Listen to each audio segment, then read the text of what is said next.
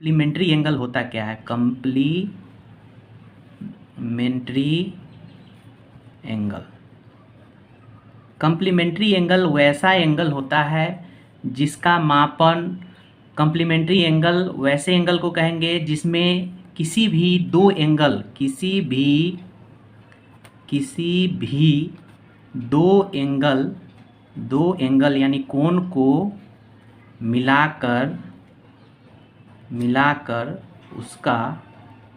उसका सम यानी जोड़ अगर 90 डिग्री आता है तो वैसे एंगल को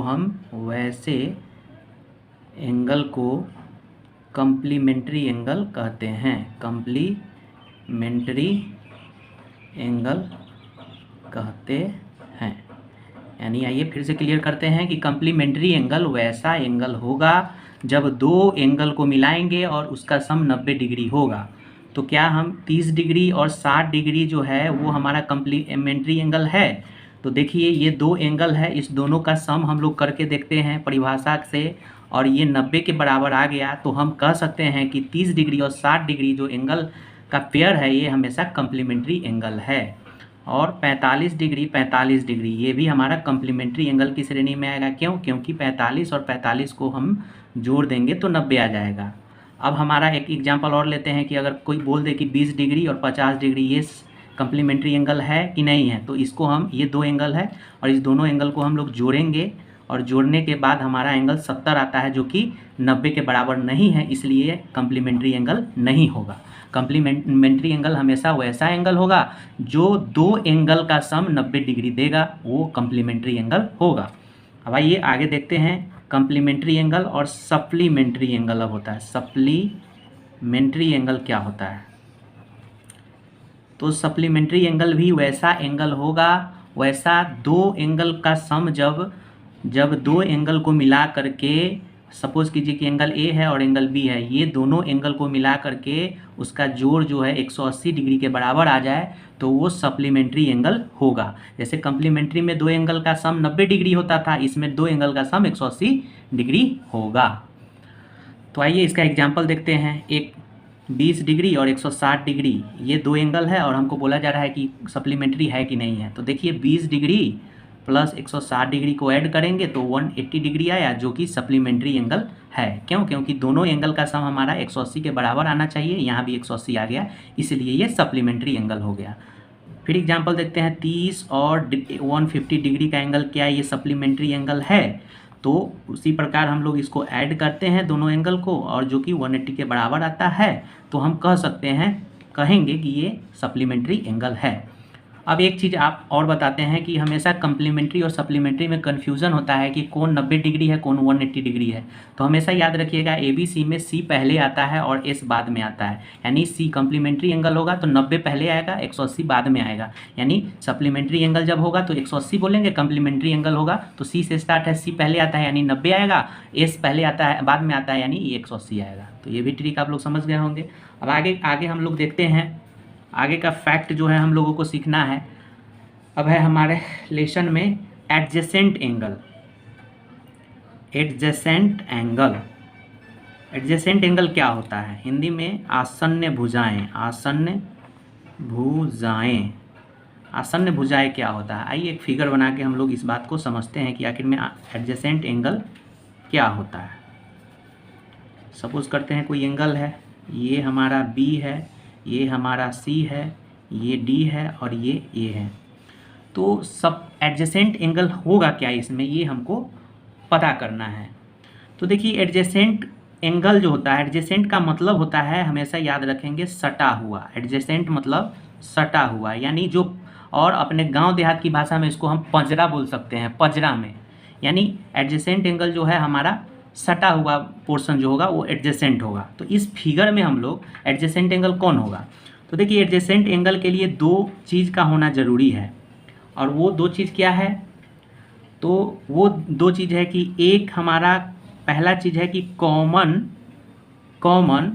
साइड होना चाहिए, एक कॉमन साइड होना चाहिए, और दूसरा एक हमारा कॉमन साइड होना चाहिए और दूसरा कॉमन वर्टेक्स होना चाहिए। ये दोनों चीज़ हमेशा होना ही चाहिए, तब वो हमारा एडजेसेंट एंगल होगा। तो इस फिगर में हम लोग देखते हैं कि वर्टेक्स जो है बी, ये हमारा कॉमन है। कॉमन किस में है? इस एंगल में भी है बी और इस वाले एंगल में भी बी है।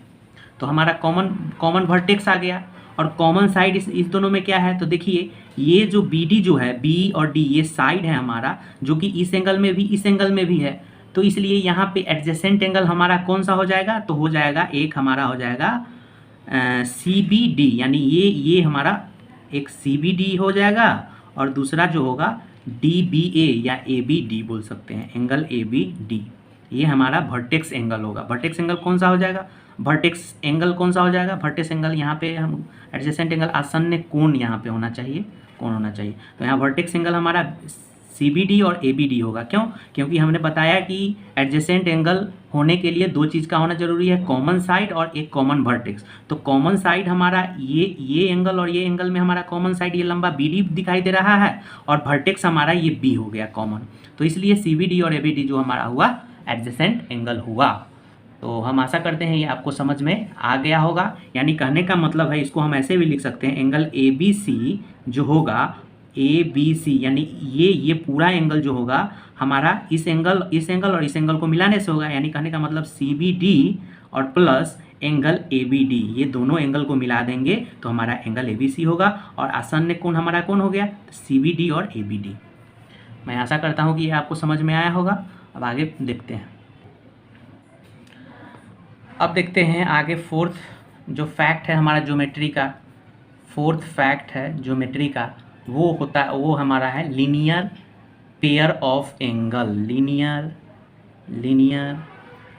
Pair of angle. Linear pair of angle किसको कहेंगे? और हिंदी में अगर हिंदी में होगा तो कोणों का रैखिक युग्म। रैखिक युग्म। देखिए कोणों का रैखिक युग्म क्या होता है, आइए इस फिगर से सब बेहतर तरीके से हम लोग समझ पाएंगे।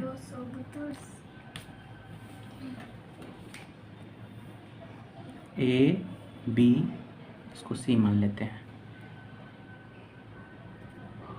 इसको डी मान लेते हैं। तो लीनियर पेयर जब वहाँ पे बनेगा, ये बहुत ही आसान है, इसको समझना है इस फिगर से कि लीनियर पेयर कहाँ पे बनेगा। तो यहाँ पे लीनियर पेयर हमको दिखाई पड़ रहा है कि इस एंगल, ये एंगल और ये एंगल, इस दोनों एंगल को अगर हम मिला देते हैं तो 180 डिग्री बनता है। 180 डिग्री यहाँ पे बनता है, ऐसा फिगर दिखाई देता है, प्रतीत होता है। और ये फिगर किसका होता है? अभी हमने बताया है 180 डिग्री होता है, जो कि एक स्ट्रेट लाइन का वैल्यू होता है। तो जहाँ पे भी हमारा एंगल, दो एंगल बनेगा और दोनों एंगल को हमको देखने में 180 जैसा दिखेगा, ऐसा बनेगा, वो हमारा लीनियर पेयर होगा। तो यहाँ पे लीनियर पेयर क्या हो जाएगा?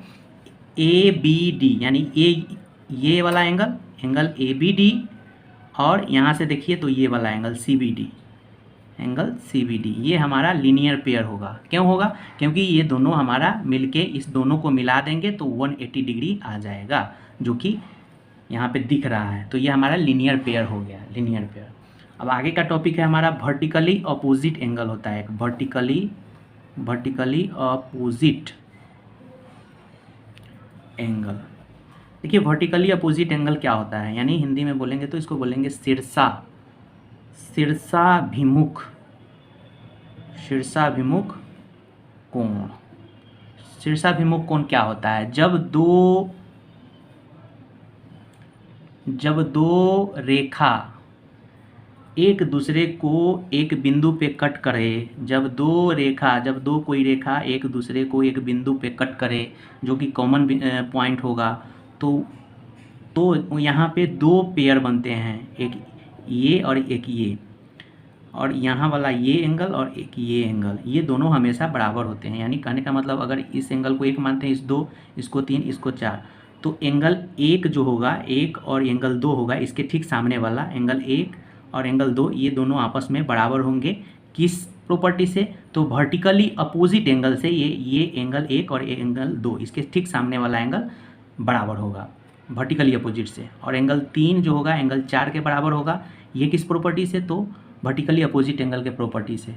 तो वर्टिकली अपोजिट एंगल अभी हमने देखा कि दो रेखाएं सपोज करते हैं, एक ए बी है और एक ये सी डी है।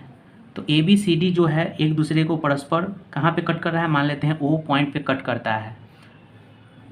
तो ओ पॉइंट पे कट करता है तो यहाँ वर्टिकली अपोजिट का दो पेयर बनता है, एक पेयर ये दोनों और एक पेयर ये दोनों आपस में बराबर होगा। तो यही हमारा वर्टिकली अपोजिट होता है। अब आगे देखते हैं